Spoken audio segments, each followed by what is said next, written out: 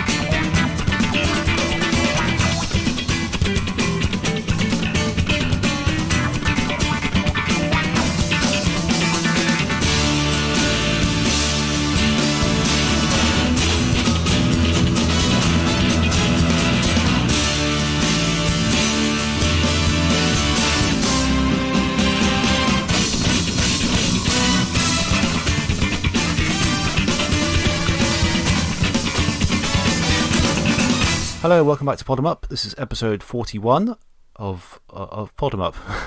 Yes. My name is Ollie, that's Tibbs. How you doing, Tibbs? Right, let me just say, this is happening live. This happens a lot, right? I got a neighbour downstairs. I think he's on the bottom floor. Okay. He sneezes in the most obnoxious way. Really? Really, and it irks me. I can't tell you how much it irritates me.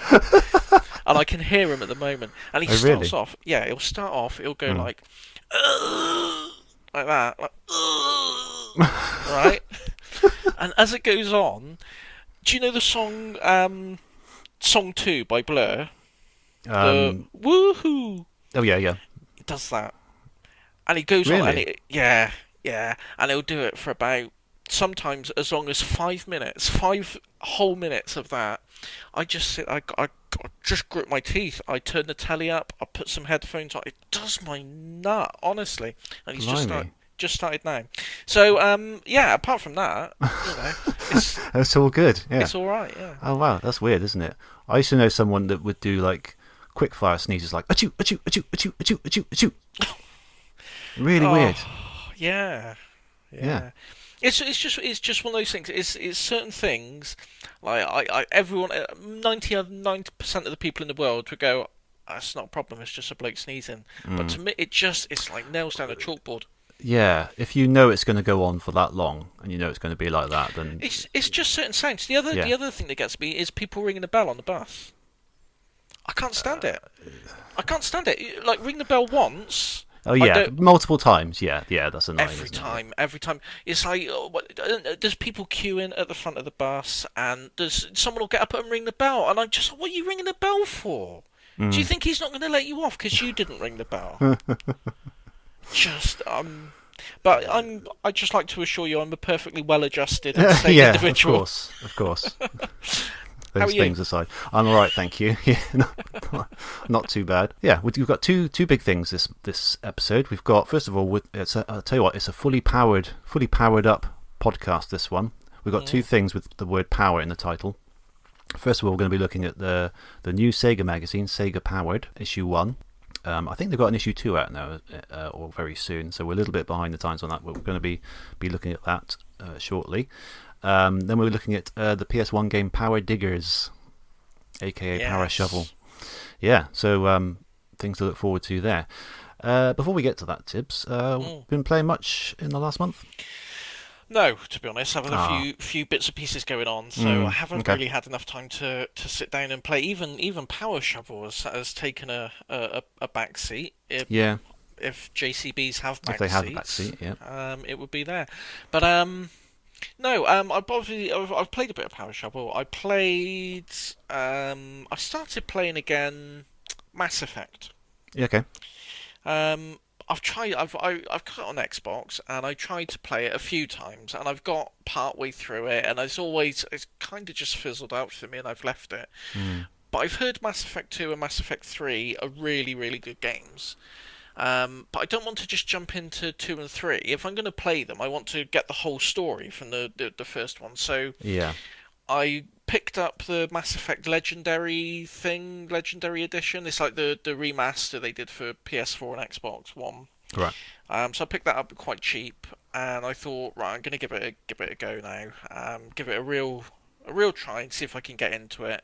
I started playing it, and it's already wearing a bit thin. Hmm. So I don't know. It might just be me, but I want to really, I'm gonna persevere with it and see how far I can get. Yeah, I started Mass Effect 2 at one point, quite a long time ago. Over 10 years ago, I think. And so, I quite enjoyed it, but it was one of those games where I just sort of I lost touch with it, really. I just sort of got to a certain point, and then I kind of played something else probably, and then I never went back to it. Yeah, that's basically been the same. Every time Yeah. I've tried Mass Effect 1, it gets to that point. I think the last time actually, I don't even know what bit it was. You go to these different planets and things, Yeah. and I went down in the planet. I got stuck behind a rock, and I thought I did like I'd been playing for about half an hour at that point, and I got stuck behind a rock. The character wouldn't move. I couldn't get to go past it. I thought that's enough of that, and off it went. Right. But like I say, I get a feeling it is just if I can get through Mass Effect 1, I think Mass Effect 2 and 3, from what I can gather, are really quite, significant improvements on the first one. So Yeah, it's certainly a well-regarded series. yeah, so I just got to slog through the first one, and then Hmm. I had the same thing with Uncharted. Yeah. I tried Uncharted many times. I just couldn't get into the first one, and eventually it did just click with me. And I loved all the Uncharted games after that. It was Yeah. just I just had to, to get over my block of the first one. I think. But, Yeah, there is such thing as a gamer's block, isn't there? Sometimes yeah, you definitely. can't quite get past something. You don't know why. It's just yeah. Hmm.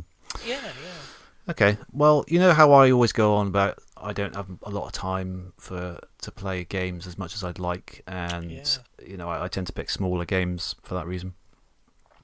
So bearing that in mind, the latest game I've been playing is Red Dead Redemption 2. just a little weekend project, Hey, yeah, I reckon you can do that in like I 5 or reckon, 6 yeah. hours. I would say I'm not going to challenge myself to do the whole story.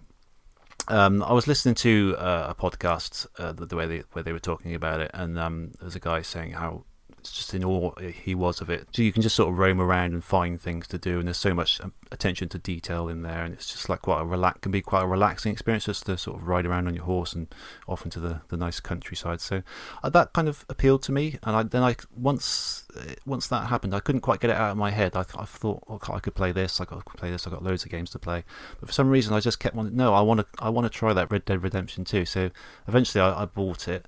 It's on my PC. I haven't got that far into it really. I just passed the sort of little tutorial bit, and I'm just starting to roam around. But yeah, it is very impressive, I must admit. It's have you played it at all, or are you not I've played familiar the with it? first one. I haven't played Red Dead Redemption 2, but yeah, I've seen sort of people playing it online and things like that, and like graphically and like saying attention to detail, it does look Yeah, pretty incredible. it's incredible, isn't it? Yeah. Just looking at the scenery, and you see all these birds moving around and all this.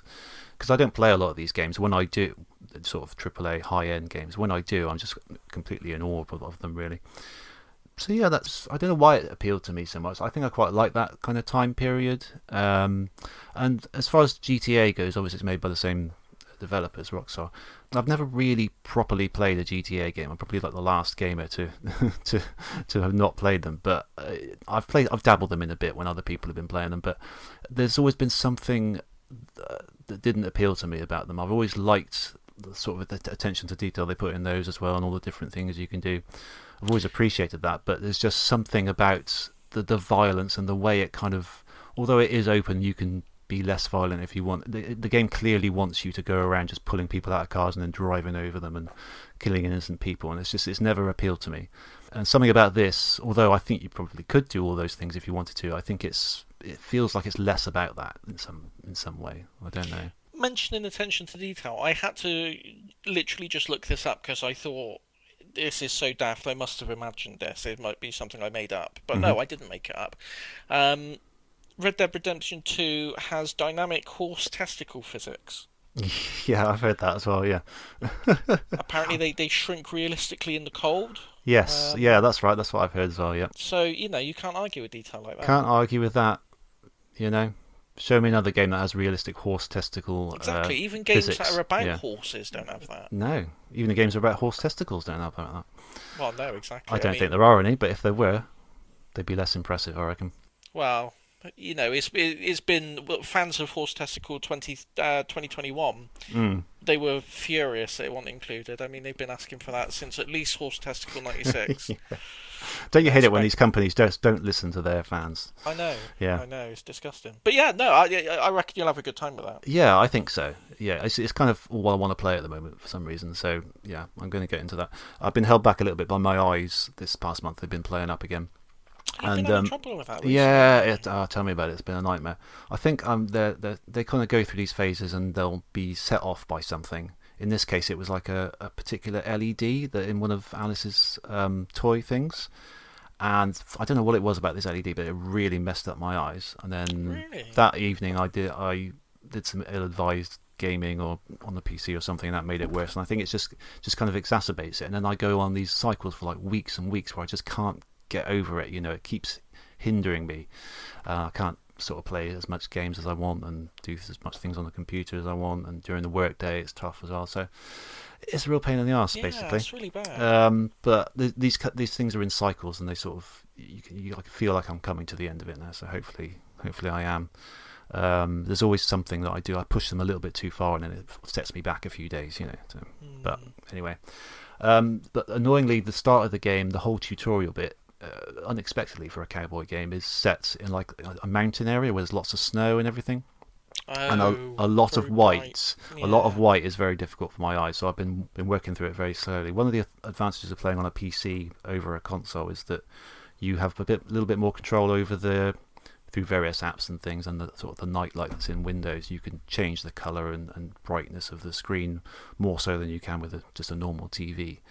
So I've been able to sort of tone it down a bit so that my eyes can sort of gradually get through it. But anyway, I've just got past that bit now, so I'm just in the sort of the open world now. I think I can roam wherever I want, so I'm just gonna do that really, just see where things take me. Yeah. I think, yeah. So I'll probably report more on that next month. Yeah, it's good. Yeah, and I enjoyed the first one. I never played, because they had Red Dead Redemption and they had like a zombie one as well, didn't they? Yeah. I never played the zombie one. I just played the first one. But yeah, it's really good. Really Yeah, good no, fun. I never So if it's more of the played the same, first then I think it's great. Yeah, good. The only other thing I've been playing just today is that they've released a demo of the new Kirby game, the what's it called, Forgotten World or something like that. Oh, yeah, I saw there was a demo. I've not downloaded it yet. Yeah. Me and Alice were playing it this morning. It's really good. I'm really looking forward to it. I think. Yeah, I think I know you were planning on springing a Kirby game on at some point this year on me, but I think we're going to get that when it comes out this month. So yeah, we'll do that. But you can still do the Kirby game later. Yeah. Yes, it's towards the end of the month, I that. think. Yeah. So I think we're going to get that. So I'll talk about that next month as well, I think. Well, that might well be a Kirby game you pick then. I think. Yeah, Give that you would be both credit. that'd be convenient. Yeah. Yeah. Yeah. Okay. So we could crack on with Sega Powered if you fancy it. Let's do it.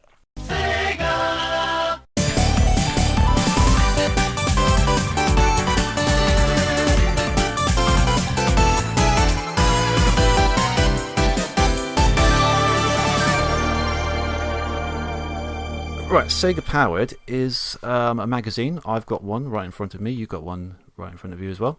I do. Yeah, so this is another one of those sort of fan-made, I suppose. I mean, it's kind of made by sort of gaming journalists, like sort of Sega Powered journalists and things like that, isn't it? Yeah. And it's sort of like a crowd-funded Sega mag, basically.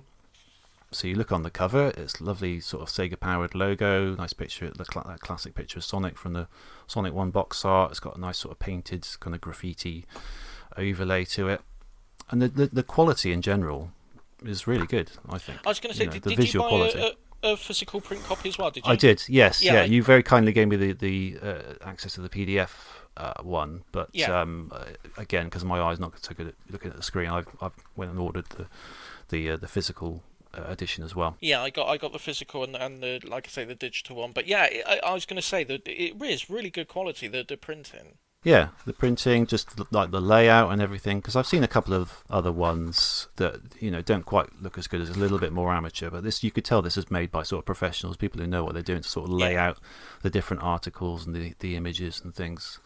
Very impressive. Yeah, it is. It just really feels like you say, like the layout, just the kind of style of everything, and the way everything, like I don't want to sound too like, oh, the prose is marvelous. But, like Yeah, I don't know what the word, what the voice of the magazine, the yeah. kind of, just the way everything's written, it just feels very nostalgic. It feels just like the sort of magazines that I used to get when we were in school. That was going to be a point I brought up. There's something about the sort of slightly sort of what's the word, sort of, there's a friendly way of Yeah. we can't get our words out. The friendly way of kind of the way.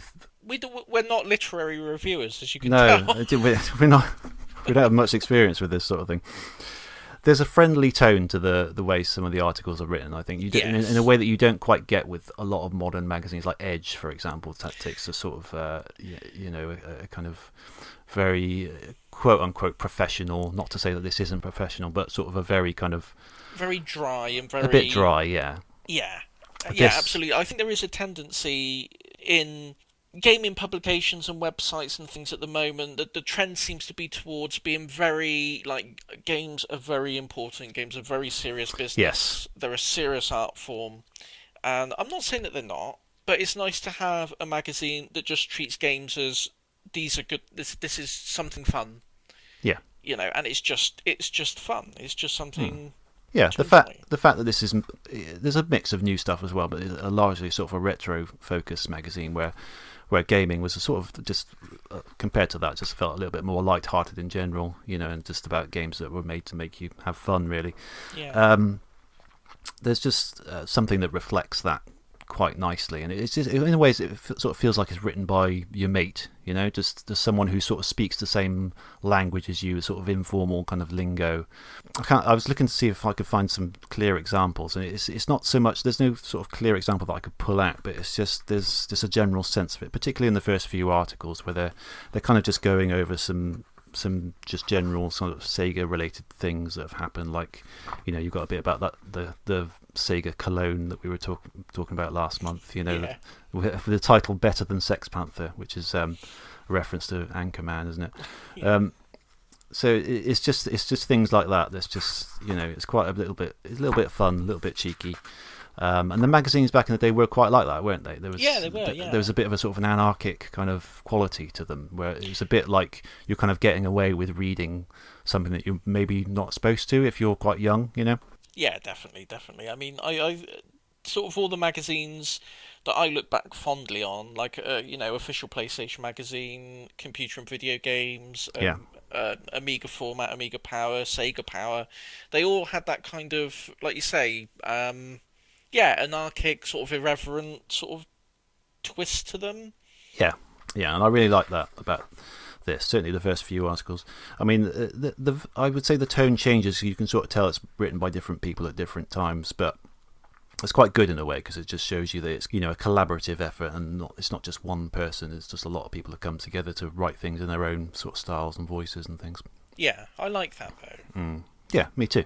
You kind of get a feel for who's. If you were to just buy this regularly, you could almost start to identify who wrote what without even seeing the names, I think, after a while. So some of the other. If you just sort of flip through, you've obviously got a contents page, and there's just sort of general sort of news bits about what's happening in the world of Sega. Really, you got Yakuza 8 in development. You got a little bit about the new Earthworm Jim cartoon, which isn't Sega specific, but it's sort of related. You got the thing about the Shenmue animation, which looks quite good. It does look quite good, yeah. Yeah, I don't know if that's in a place where you can watch it easily. I don't know. And then you got the Sonic Lego set, which I haven't got yet, but I'm hoping to get it for my birthday very soon. It's got like a section at Sonic Gems, and it's like a little highlight of various different Sonic collectibles. Oh yeah, And it's got the Sonic Panini sticker album, Yeah. You've got that, haven't you? I've got it, yeah. I tweeted about it recently, didn't I? Yeah. Did you pay 80 quid for it? No. This was back in the day. It came free with a Sonic the Comic one issue. And I thought in my head that I'd completed it, but when I dug it out, I clearly hadn't completed it. I only had a few like packs of stickers worth in it. So mine won't fetch £80 if I were to sell it. No. I thought you had a completed one. No, I thought I did in my head, but when I found it, it was not complete. No. Yeah, so that's moving into the sort of fairly big sort of Sonic feature. As this was released sort of late last year, so they were still in the 30th anniversary year at that point. So it's a 30th anniversary celebration. I thought it's quite good because it sort of picks like general Sonic bits like that, rather than sort of going into a long history, which we all sort of know anyway. Really, it kind of just picks. So it starts off with a selection of favourite levels. Then it goes to some new Sonic bits that are happening this year, which is quite a lot actually. And there's something about the music, and then just sort of this Sonic Gems section, various sort of. So you've got the Sonic Curry, which I haven't sampled. There's a great video online. There's a channel. I think if I haven't mentioned it before, I think everyone should visit it. The Infinite Review on YouTube, and they did an episode on the Sonic Curry, and it's great, and everyone should watch it. Right, I'll try to check that out. Yeah, it's blue, isn't it? It's the Sonic Curry. Yeah, it looks very unappetizing, but that's the thing. Yeah, some various things from past and present. You got the lovely Sonic and Knuckles quick snap disposable camera from back in the day. I didn't even know that was the thing. Yeah, that was in Sonic. They used to give that away for like letters and things. And the advent calendar, which I talked about previously.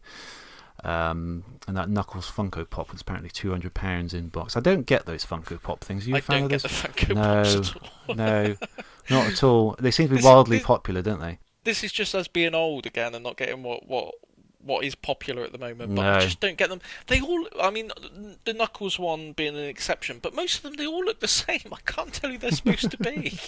No, there's a shop, there's like a comic shop just in the town centre. It's quite a small town I live in, but there's like a little comic shop open, and I thought they've got some quite nice things in there. And I went in there, and basically there's quite a small shop, and their longest wall in the whole shop is devoted entirely to Funko Pops, just a complete wall of them. And to the extent it's basically 50% of what they're selling in there. And it's crazy, isn't it? Are there people that nuts about it? Obviously they are, but they look horrible to me. I know someone who really liked them. I worked with a guy who collected them, and I think he just kept them all in the box. So, like, yeah, it must just look like a shop display at his house. And I collect some random stuff, so I'm not going to criticize. I know. I was going to say, I'll turn around. Arguably, there's a shelf here that kind of looks like a retro game sort of shop, but I know what you mean. Yeah, the fact that they're all in boxes. Yeah, what they want to collect, but I just don't get it myself. That's all I'll say. But yeah. 200. How much was it? 200. It was £200 for an in-box Knuckles Funko Pop from 2013. So, if you've got one of those kicking around, then you're on to a winner there. I'll tell you what, I've been trying to get hold of one of those advent calendars. I can't get one. Oh, really? No. No? No. That's surprising. No, I thought there'd at least be some on eBay. I thought someone might try and scalp some. I thought there might be, I was prepared to pay a little bit over the odds for it. But no, nothing. Really annoyed. I should have jumped on that when I had the chance. Yeah, never mind. You can't even get the statue, like, separate from the box. No. That's surprising. Okay. I had sort of mixed feelings about it. To be honest, it's a cool statue, but it does sort of fall apart. It doesn't hold together very well. If you want to move it, an arm or a leg will fall off almost certainly. So it's mixed. I would say. Have to glue it together. You could glue it together if you wanted to. Yeah. Then the next page, you've got various people with their sort of thoughts and memories about Sonic, and then Life After Death. I thought this was a little bit. I don't know, a little bit unfocused maybe. If I had to come up with a criticism, there's just a whole variety of different Sega stuff that's happened recently. Sort of ranging from Sonic Mania to the Sonic Amateur Games Expo, the Game Gear Micro Mega SG. Yeah. And just like a Switch paint job that someone's done just with the Dreamcast logo on the back. So it was a little bit kind of, that's the thing, but it's not really. It's on the same level as Sonic Mania, No, but I mean, in their defence, Sega haven't really given them much to work with. To be fair, no. You know, I don't know. There was just I don't know. There was just something about it that I don't know. Thought could be a bit better. But anyway, that's just me. It's all right. And then I quite like this little thing with the. There's a little quote down here saying, "I spent years trying to work out what the hell this thing in my EA Mega Drive carts did. Extra processing power, hidden expansion port, built-in battery backup. Turns out it's just sod all. It's the little yellow tab on all the EA Mega Drive games." I know what, I always used to wonder about that when I was a kid. Yeah, me too. I was trying to press it. Does it do anything? Yeah, why is it on? What is it? Why is it on these games and not these other games? But yeah, it's just bugger all, doesn't it? Basically. Nothing. Yeah. And then the Gamer's Guide to Shmups on the Mega Drive, I suppose. Or no, general ones, I think. General Sega Shmups. There as well, yeah, so there's a couple of different people offering their opinions on various Sega shoot 'em ups. I do like shoot 'em ups, and I like to sort of dip into them, just like 5 minutes at the end of the day, just a quick blast. But and people do love them, but I find that they all are kind of the same, really, aren't they? On a surface level. I like the idea of them, I think. Yeah. And then there's times I think, a nice shoot 'em up would be good to play, and I play one, I'm crap at it, and then I turn it off. But yeah, me too. If I'm lucky, if I can get past the first level, and I have a great time with it, and then I'll lose all my lives and have to do the first level again, and don't quite fancy it, so I just do something else. I remember when Ikaruga came out on Xbox Live, and everyone was like, "Oh, you got to play it! You got to play it! Oh, it's amazing! It's amazing!" Yeah, it's the most frustrating game I've ever played. That's a more bullet helly one, isn't it? Oh, it's so difficult. Yeah, I know it's got the different white and black things. You got to switch white and black depending on what you're shooting at. Yeah, yeah. My brain just don't work fast enough for it. No. I do admire the people who can do it, but it's one of those crazy things, isn't it? The bullet hell ones particularly. Then you got the reviews. So this is a mixture of new Sega games and old ones. You got Super Monkey Ball Banana Mania, which they quite like, 7 out of 10. Sonic Colors Ultimate, 8 out of 10. Very favourable review, I have to say. Yeah, it's this has been written a little while after the patches have come out, which has helped the game. I would say it's about up to the standard that you would expect now after about 3 or 4 patches, I think. Initially, it wasn't quite there, but yeah, it was all right in the end. Intrepid Izzy, this looks quite good. So this is a new game for the Dreamcast. It's a sort of a Metroidvania, sort of 2D platformer, sort of hand-drawn graphics. Looks quite nice. It does. Looks really good. Yeah. Yeah, there's an article about it later in the thing as well. I love that it's got like a nice proper physical release as well. Yes, lovely. Yeah. I suppose it'd have to on a Dreamcast. Yeah, and this the next review is the only thing in the magazine that I didn't get through. I must be honest. Football Manager 2022. No, I've got to be honest. I didn't even read it. No, me neither. I couldn't. I started it, but I couldn't quite manage it. Sorry, Paul Monahan, the writer. But yeah, not a bag really, is it? The old. I mean, I think the only thing worse than a football game is a football game where you just don't actually play it, but you just manage teams and stuff. I don't. It's not for me. It's really not for me. No, it's specifically designed to be a game I would not have any interest in. Yes, it's almost designed just right. Can we make something that Tibbs will not like at all? Yeah. And then opposite that, you've got that's this lovely advert. It's not an advert. It's an old advert for Sega from Viz with the quote, "Did Sega really approve this run of Viz adverts? Wouldn't surprise us." Should we describe the image in the middle that? No. People have to purchase the magazine to enjoy it. Okay, that's fair. Yeah, purchase the magazine and you will see this image that is kind of more disgusting the more you look at it, really. But there it is. Have a look. I have seen that before somewhere actually. Yeah, I was going to say I've seen that before. It's done the rounds, hasn't it? Yeah. You've got a re-review of Sonic the Hedgehog, the original, which I was.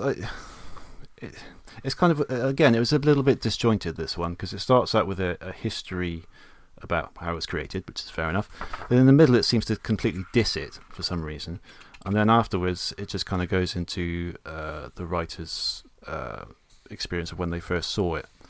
There's hardly anything about the actual game in there. It just seemed a bit weird. Do you find that? Yeah. Especially the bit in the middle where it just basically says Mario's better, I think. which is not what you expect from a Sega mag, to be fair. No, I got to admit though, I did when I before I'd even read it, and I picked it up because it's got Sonic on the cover, and it's obviously going to be 30 years of Sonic, and it's all going to be that. Yeah.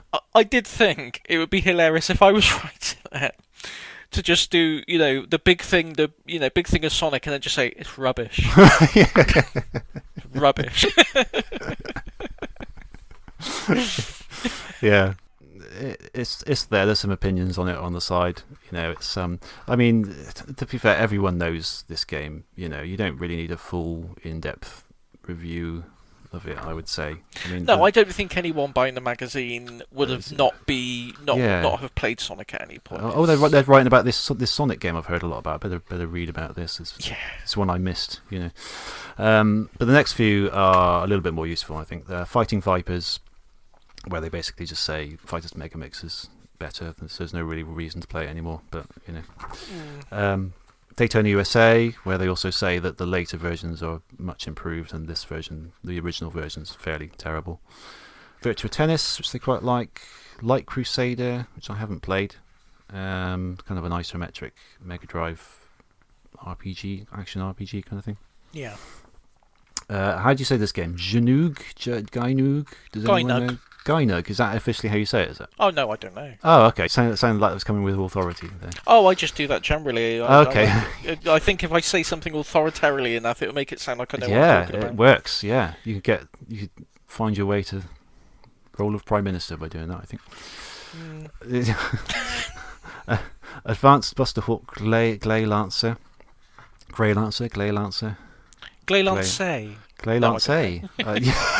See, again, you tricked me there. I thought he totally knows what he's talking about.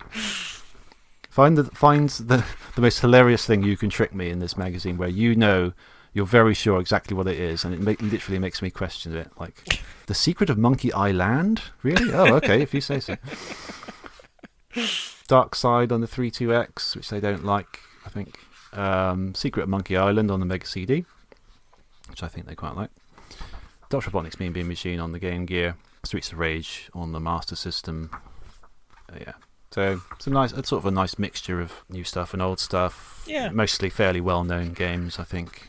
Again, I think each one doesn't kind of go into the details as a sort of a current review would. I think it's more just sort of like maybe the memories and kind of almost looking back from a retrospective view. Like at the time, this was got a certain reaction, but now it doesn't hold up, or it does hold up. That kind of thing. So it's quite useful.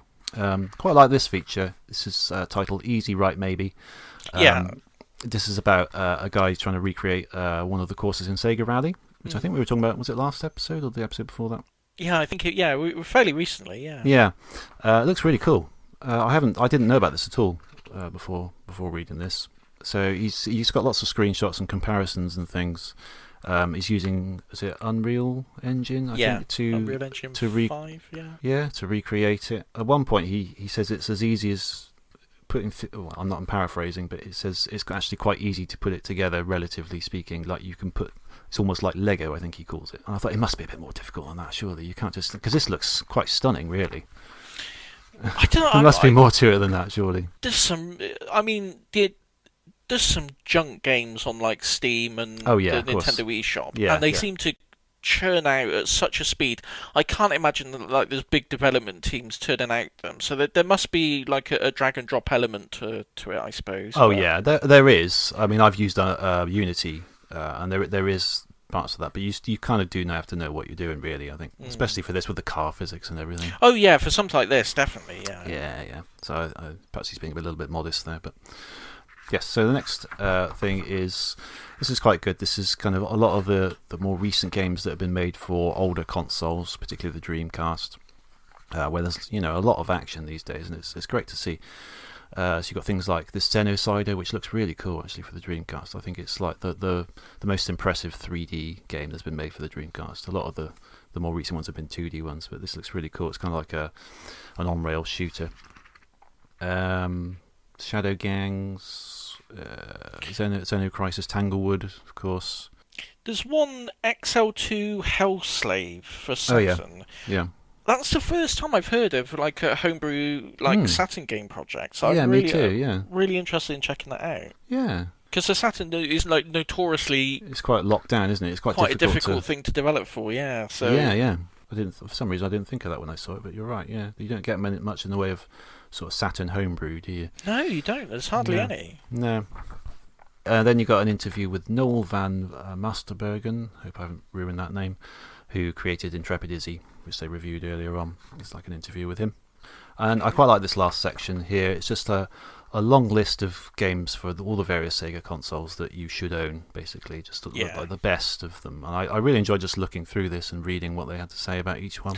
I do. Again, it's just that really nostalgic thing because mags always used to have this in the They did. That's right. In the day. And they always used to look through it and think, "Oh yeah, that's good. Yeah. Well, I want that one." So it's really nice to just see something like that again. It's kind of like when you go to a game shop and you just see them all on the shelf and you can sort of pick them up and look at them. But instead of the marketing stuff that they put on the back of boxes, just sort of honest opinions, just a very brief sentence on each, basically, and also quite usefully the amount of money that they typically go for these days. Yeah, I'm not sure about their cost of Seaman though. They reckon £60 with a microphone. I haven't found it for that price for a long time. Okay, yeah. So because I've been after that for a while. It can be very hard to pin these prices down. Yeah, well, especially at the moment. Yeah, I think Americans seem to have some sort of price charting website, don't they? I've heard them refer to that. Oh yeah, I don't think we have an equivalent, do we? No, price charting does do the power markets now as well. It's not as comprehensive, but it's starting to get more data in there now. So it's quite. I suppose that's a blessing and a curse in a way, isn't it? Because it gives you a better idea, but it gives people more of an easier idea of what to overcharge games. I was going to say the retro game market. We moan about it regularly, but it's really getting out of control. Oh, it's ludicrous, isn't it? I've all but given up on it, to be honest. Really, unless I can get something really quite cheap, I'm not going to go for anything really high priced. No, I saw someone tweet something earlier. It was Paper Mario. Is it the 1,000-Year Door? It's one of the ones on the GameCube, anyway. Yep. And it was going for like $1,000 on eBay. Ridiculous. It's mental. That can't be standard, surely. No, that's got to be someone chancing it, isn't it? There's even that. There's a GameCube. Is it Pokemon XD? On GameCube. Mm-hmm. I remember for many years you could go into like Game or CEX or something like that. That game would be a $5, and no one wanted it. Mm-hmm. It's like £90 now. Yeah, it's crazy. Isn't it? Yeah. They suddenly just shoot up, don't they? Yeah. And sometimes it's for crazy reasons, like just like a YouTuber could have done a video about it. Then it blows my mind that in itself increases the price dramatically sometimes, isn't it? That's just crazy. Yeah. So, but I really enjoyed that section. That's one of my favourite sections in the thing, actually. And there's a little bit about some shows that are coming up for you to get involved in. Did you make the Papercraft Chaos? Yeah, I did not. No, I must admit it's still. But I've got a nice little idea. I think it's like a throwaway. Like they kind of admit it's just like a fun little thing. By priceless we mean, of course, priceless. Literally, it just doesn't. It's worthless, but it's a nice idea. I love it. I like the Chaos. I always thought they should do more merchandising around the Chaos Emeralds because it's quite cool to have these little shiny jewels hanging around. They never really. I don't think they've ever really done proper toys of them. Like fake jewels and things. No, they should do. They should do. It's like I'm going off topic. My mind's all over the place today. But I always wanted, the crystal maze, the little crystals that they got. Yeah. Always wanted one. It's funny you should say that because I've got one right here.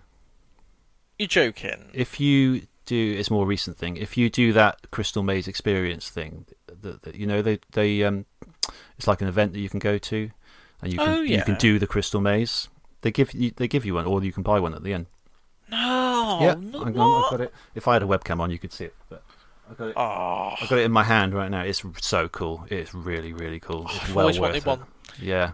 I've had an alert set up on eBay for ages for because I thought someone who's been on the Crystal Maze, maybe they just got fed up of it. It's just gathering dust, so they'll stick it on eBay. That I cracked the Crystal Maze thing. Had an alert on there just in the hope that someone would sell it, but I've not had a thing on it yet. But that's good. You might struggle to get an original one, but I'm sure you could get one of these. Like it's probably only quite cheap, but it looks exactly like the thing you see on the show as far as my money goes. It's all sort of shiny and nice, and it's got the little logo underneath it. Oh, I want that. Yeah, it's great. I'd highly recommend it. the experience as well. This was a few years ago now. This was a lot before COVID and everything, but it's great. It was really good fun. I was going to say it might be a post-COVID thing. I mean, I know all the restrictions are lifted now, but I mean, it's still a bit. Sure. I'm still hiding away. So once I come out of hibernation, then I'd highly recommend it. Just just to get the thing at the end anyway, but just just to do it if you get a bunch of mates together. It's really good fun. Really good fun. I'll put that back on the shelf. Yeah, a little off topic there, but back to Sega Powered. Really good mag, I thought. It's very really good. Yeah, very, very good. Keen to see what they do going forward. I felt like this was kind of a sort of a little bit maybe a general one, just sort of general covering of what things have been happening recently, and maybe in future. I think they'll perhaps go into more specific things like interesting kind of articles about particular things. I don't know. I don't know how to articulate, but do you know what I mean? That there's an element of generalness about this that makes sense as a first issue, I think. But it's kind of a selfish thing on my part, but I'd like them to do an article on the Dream Pi. Where you use the Raspberry Pi to get your Dreamcast back online.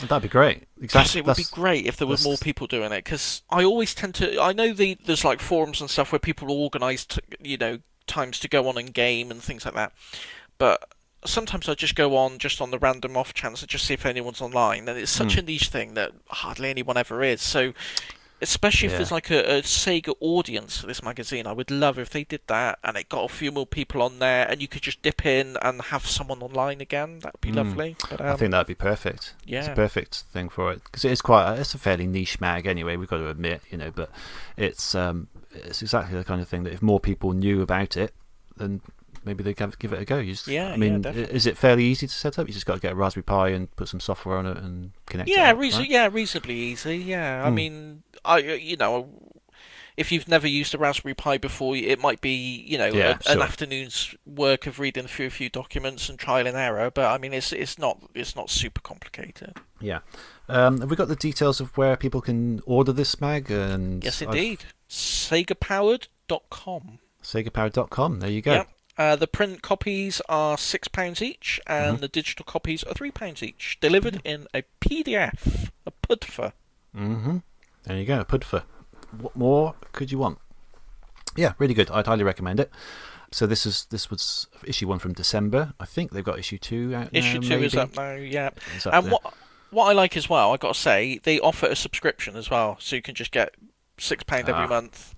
Perfect. Which is really nice, because I know a lot of magazines, through necessity, they go through like the crowdfunding route. Yeah. But it does mean, if you're not keeping on your inbox or the Twitter feeds or something, you might miss when they're crowdfunding for the next issue, and you might miss an issue, which can be a bit frustrating. So it's really nice to just have a just straightforward subscription, which is really good. Yeah. I just think perhaps we should credit the writers. So the editor was Dean Mortlock, and then. Oh, it doesn't say their surnames after that, but there's Neil, Paul, and Mark, who are all sort of writers and deputy editors and things. So, and I think Dean Mortlock has some experience. I think he worked on Sega Power, maybe. Yeah, so he's he's from back in the day. He's old school. So the other guys look a little bit younger, but yeah. So it comes from a place of experience, knowledge. These guys know what they're talking about, and I just love the sort of friendly. Why can't I describe this thing properly? The friendly way of speaking, friendly way of writing, that sort of thing. The friendly voice that you get through the mag is very good, and it did remind me of those old sort of magazines. I didn't start gaming magazines until really late '95, early '96 for some reason. I would have liked to have got into them a little bit earlier than that. But this kind of feels like some of those earliest mags that I did get. I used to get Sega Power not every time it was out, because it was too expensive. Because obviously I didn't have my own money back then when I was a kid. Sure. I didn't think I even had pocket money then. I only got it when one of my parents were kind enough to get it for me. Yeah, just tried your luck, didn't you? Yeah. But I had them, and then they were all took off me. Because I wasn't doing very well in school. So my mum said, right. Took all the Sega powered magazines, stuck them in the black bag, Stuck them in the loft. Oh dear. I got back eventually. Oh, I was going to say, you just didn't get rid of them. You got them back. No. Oh, okay, that's all right then. That's all right. Okay. No, it's mind games, isn't it? You know they're up there in the loft and you can't get them. That's more punishing than just having thrown them out. But perhaps, yeah. So yeah, trauma. Yeah, we won't go into that now. Well, we can do if you want, but I mean, I think people have come to hear about Power Diggerz, haven't they? Let me tell you, it all started in 1994, and it was a tough year. No. Yeah, Power Diggerz, let's do it. Let's do it. So, Power Diggerz, aka Power Shovel. We're going to be talking about that after the break.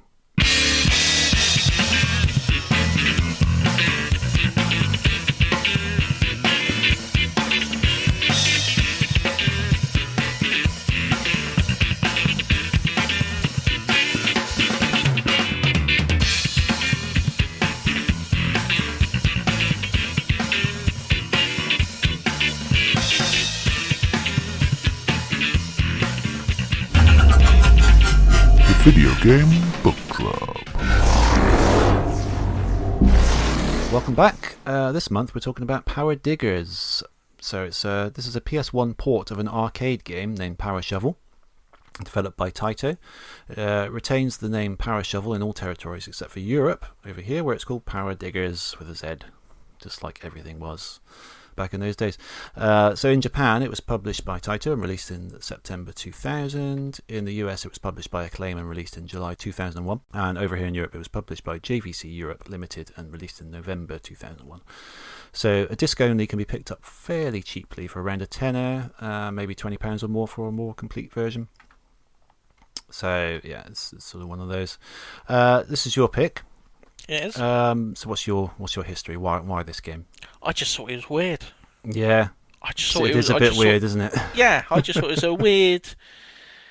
It's just weird in the sense that it came out at the stage it came out in the PS1's lifetime, and the fact it's got a sponsorship or a deal with Diggerland.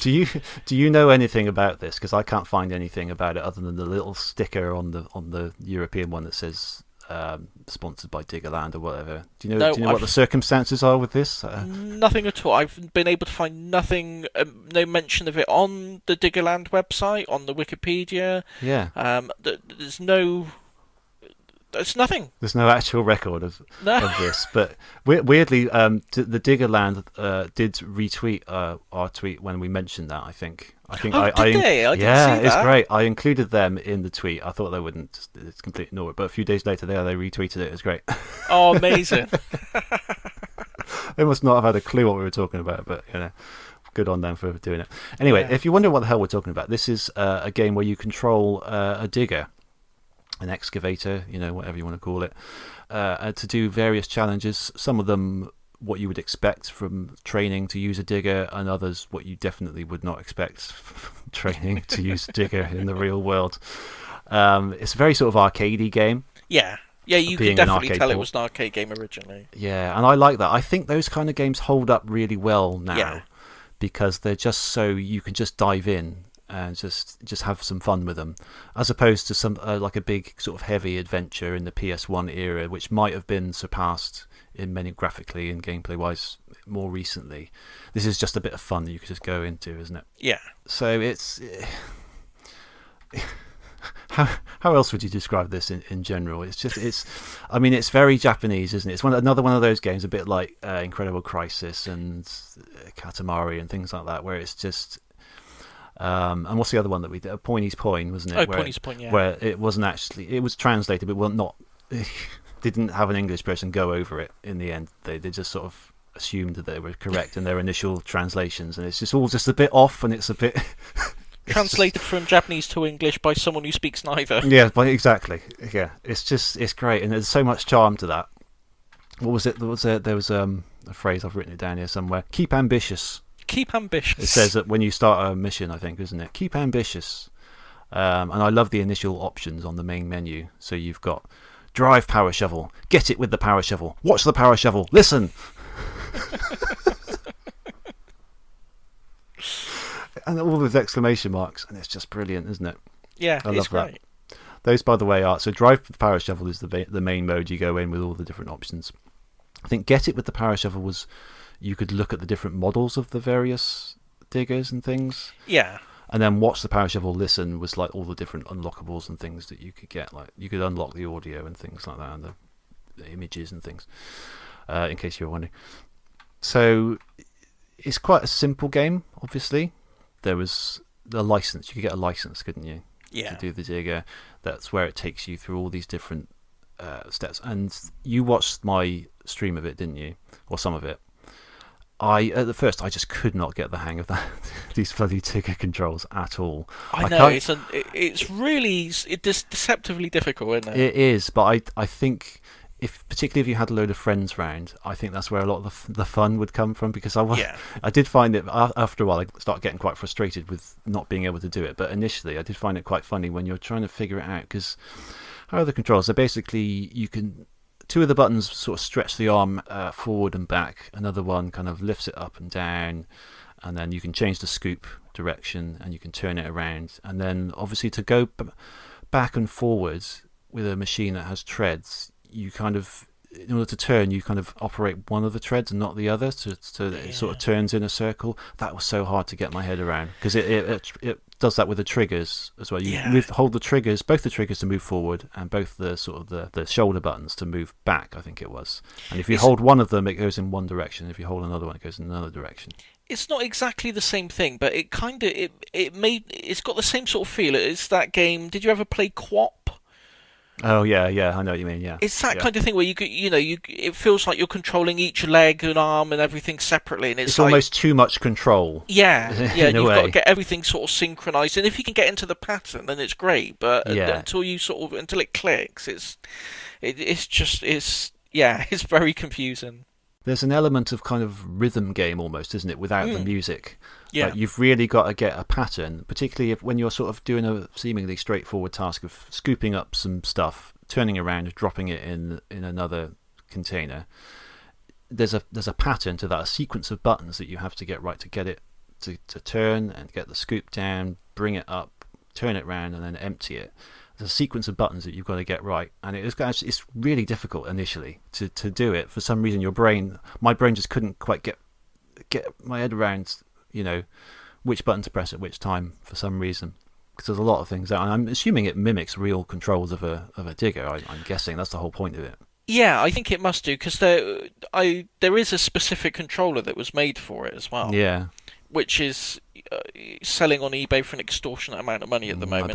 Obviously I didn't buy one, but and it's sort of a yellow thing with two joysticks, and it's I imagine it's what the interior of a digger would look like. So I assume it's meant to be quite realistic as far as it can be. Yeah, you'd think so, wouldn't you? I think that's kind of the point. Basically, it's basically like the Diggerland experience, but on a console in a way. You have a go at using a digger, basically, and then beyond the sort of basic tasks like scooping things up and digging a hole, I could never quite get it to work. There's a mission and a sort of a later mini game where you have to dig a hole deep enough. And no matter how much I dug, I just couldn't seem to get any depth. Did you find that? Yeah, I did find that very difficult. It does. There was a certain limitation with perhaps the hardware or just the generation it was in, where there's a lot of kind of clipping, but you couldn't tell whether the clipping was just going into the terrain like you would in a normal game, or actually scooping up some of the stuff. Actually scooping it, yeah. Like you would turn the scoop and you would see stuff in there, and it would lift it up, and there was actually nothing in there because it was just clipping the stuff.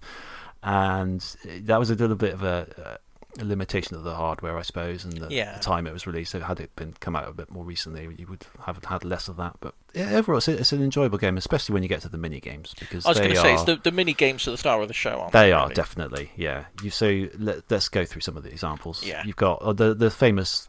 I say famous. I don't know why it's famous, but it's the one that I sort of read in that Retro Gamer article that I mentioned last time. It's the turtle one. The turtles. They're in a big pool with a load of turtles, and it was really hard to get them actually. But you basically got to scoop up a certain amount of turtles with your scoop, turn around and drop them in another pool. And then the curry one. Yeah, you've got to make a curry. So on a little conveyor belt, little plates come out. They want particular curries, hot, hotter, or hottest, and you got to turn and get the correct. It's just these massive bowls of curry, massive plates, and you sort of turn and pour it, and you just got to do as many of those in a certain time limit. You got to destroy a limo, which is quite fun, and like knock down a load of these sort of huts. I was going to say that's my favourite. They're knocking down the porter cabin type things. I don't know why. It's just such a simple thing, but it's just really satisfying. It's quite satisfying, wasn't it? Yeah. I didn't get on that well with that one actually. There were some that I did surprisingly well at, like the ones where you're suspended over like an abyss, and these platforms that sort of come on and off, and it's just a driving mission where you just got to go through. Yeah. Considering how difficult the controls were, I did surprisingly well at those actually. That was quite satisfying because I got there in just like the nick of time, just that literally like the 0 seconds left and you're in there. It's just. So the mission you were best at was the one that didn't require any digging. Exactly. Yeah. Basically. Yeah. That's what it comes down to. I also like that one where you're just controlling the arm and you go through. It's a bit like that game where it's like a wire and you've got a little hoop and you've got to pass it through the wire without touching the edge. A bit like that, where you kind of got to move the arm through these obstacles and move them up and down, and the camera view stays on. You just got to move along. That was really good as well. It's just loads of, it's just a load of mini games basically, isn't it? It's a mini game really. You can play 2-player on them, so you each have a go, take it in turns to have a go.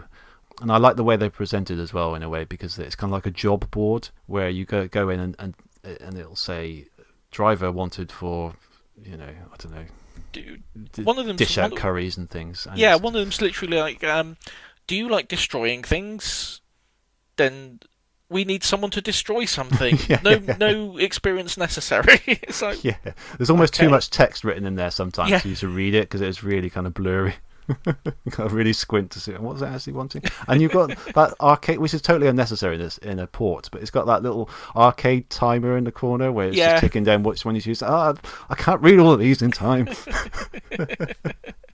And then of course you put your initials in at the end. It's just it's a great sort of arcadey kind of port feeling. I suppose. It's like you said at the beginning, if you had like a few mates around and stuff, it'd be a really good party game, I think. Yeah, just sort of messing up the controls and not kind of doing it right, and it's it's really good.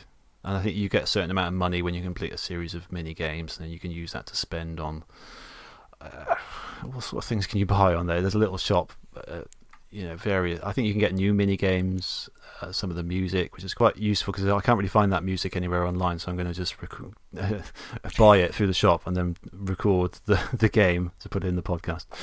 But yeah, it's a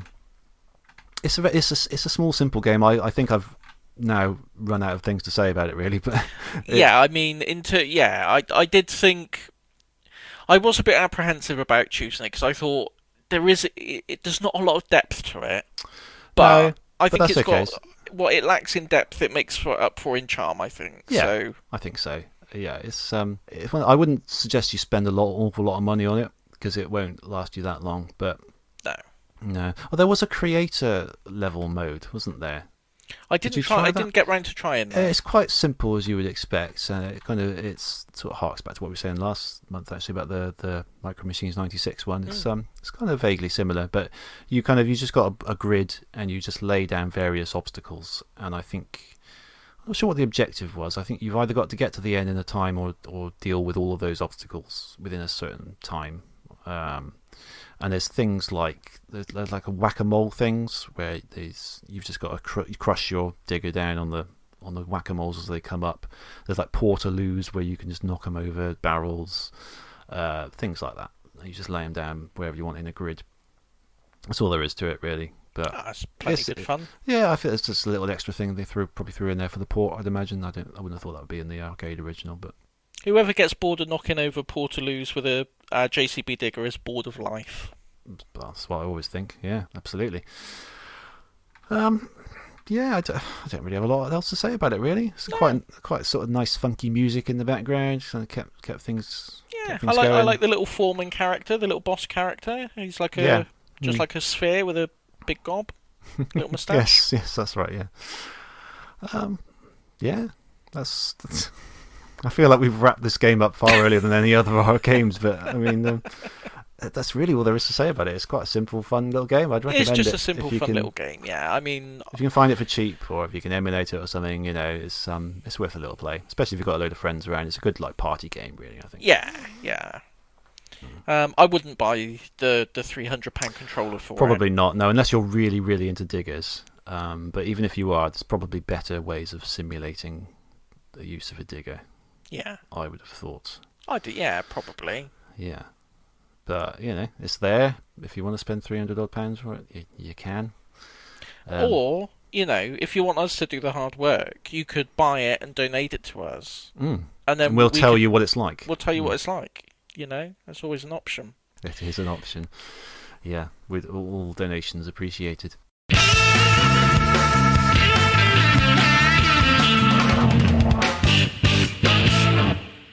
Okay, so next month we're going to do something a little bit special. We've got our wrestling special. Yeah. I remember in our very first episode I said we should do a wrestling special. Yeah. So we're going to do it. We're finally going to do it. Sort of vaguely aligned with WrestleMania this year, I think. Might be a little bit late on it, but whatever. It's one of those things. So we're each going to pick a wrestling game to play. So we're going to play 2 games next month. We are. Doesn't have to be WWF specific. It could be any sort of wrestling game whatsoever. So what have you picked? What are we going to go for? Well, I don't think you're going to have this game, so it's going to require a purchase. I was going to pick Fire Pro World. Okay. Is that a new? Yes. One? Yes, yes. I think have I seen this? I think I have. Yeah, you probably have. It's like sort of 2D isometric ring, 2 sort of sprites characters. Yeah. It's about £20. Oh, that's fine. I don't mind. Yeah. Okay. Cool. Yeah. No. That'll be my choice then. Fire Pro World. Okay. Cool. So that's based on the old Fire Pro wrestling games, is it? Yeah. Yeah, definitely. Yeah. It's the latest in the Fire Pro wrestling series. Yeah, I think I've seen that somewhere. Cool. Yeah, I've never played the Fire Pro Wrestling one game, so that's good. That should be a good experience. Okay, so in that case, I had 2 picks in mind, and depending on whether you would go for a WWF/E one or not. So because you haven't, I'm going to go for my WWF choice, which is what some people call the greatest wrestling game of all time. Actually, WWF No Mercy. I knew it was going to be that. Yeah. I've mentioned it before on a previous show. As much as I have it, I bought it at the time. But it had that bug in it where it would randomly erase your created character. Oh, yeah. And it just put me off then. As soon as that started happening, I just didn't play it again. And apparently I've been missing out because it's supposed to be a really, really good wrestling game. I thought you would pick that. Yeah. And that's kind of why I did a non-WWE one. Because my WWE one was going to be SmackDown Shut Your Mouth. Okay. For PS2. But I know everyone goes on about No Mercy like it's the greatest gift to wrestling. Yeah. And I've never really given it a proper shot, so it'd be nice to see what all the fuss is about. Yeah, cool. So that's okay. That'll be good then, because we're both coming at it from about the same angle, really. Yeah. So yeah, okay. That's our two wrestling games then. That'd be exciting, wouldn't it? Yeah, that'd be quite a good show, I think. Yeah, I'm going to try and sneak some classic WWF entrance music into the show next month. So listen out for that. I'm just a sexy boy.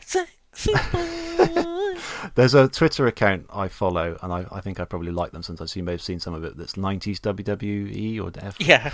And it's just some great, really funny tweets and images and things. I'd highly recommend that. I think it's 90s WWE or something, or F or something like that. Yeah, check it out. Do you watch much modern wrestling? No. I got into wrestling in general in 1999. And I stayed with it until about 2006 when I went to uni, and then I couldn't watch it so much anymore, and I just sort of lost touch with it within a couple of years after that, and I haven't really seen much of it since then. I'm kind of not really a fan of modern wrestling very much. No, it doesn't look very good. No, it's kind of it's not really. It's gone a bit wacky, isn't it? It's gone a bit sort of over the top. And arguably what the wrestling we watched was fairly over the top, but this seems over the top in a different way. Yeah, exactly. I mean, the wrestling we watched was over the top, but I don't know. There was just something a bit not necessarily believable, but I don't know. I don't know what it is, but I just can't. I can't get behind. Do you ever listen to Jim Cornette's podcast? I don't know. He hates modern wrestling. It's great. Yeah, is it like listening to Jim Cornette moan about modern wrestling is more entertaining to me than actual modern wrestling now. It's fantastic. But okay. Well, we can reminisce about the good old days of wrestling. We can do that. Yeah, we'll have a little segment about that. Yeah, cool. Okay, so listen out for that. You can catch us on all clients apart from Google Podcasts, which I'm still struggling with. Yeah. I do have an idea though. I might have an idea that might fix it, so I'll have a go at that when I get around to it. But yeah, we are Podemup. You can email us podemup@gmail.com. We're at Podemup on Twitter, and there's always one I forget. Podemup.live. Podemup.live it's always that one, isn't it? Why can I do the first two and I never can do the last one? It's so weird, isn't it? Yeah. While I was saying that, I thought I'm going to get it this time. No, I didn't. Podemup.live is our little website which holds all of our past episodes, which you can peruse at your leisure. So, we'll see you then. Yeah. Have a good one and a happy one, and we'll see you next time. Bye-bye. Bye.